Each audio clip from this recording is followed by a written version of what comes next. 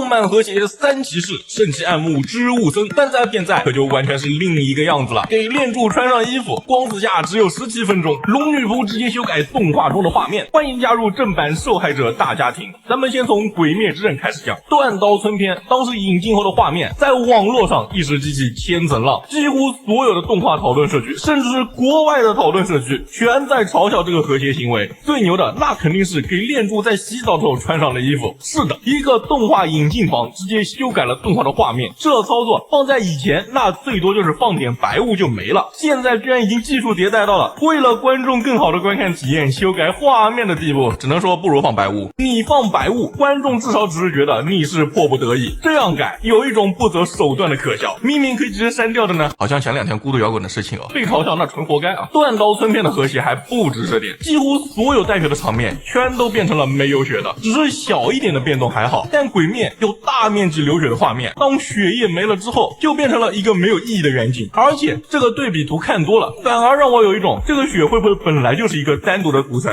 ，Ufotable 发的版本直接就给删了的错觉。毕竟好多地方改了之后背景毫无违和感，如果不是那引进方技术力还挺强的。光子下的那个和谐就是单纯的删减，把一集20几分钟的动画切成了臊子，看样子这个画面改了也不行啊。不过说实话，光子下这种民俗恐怖的动画你引进它干啥呢？不如不引进，可能还有人上传未和谐的盗版，不会真图这动画那点流量吧？没搞清楚自己的定位了，属于是。龙女仆的和谐就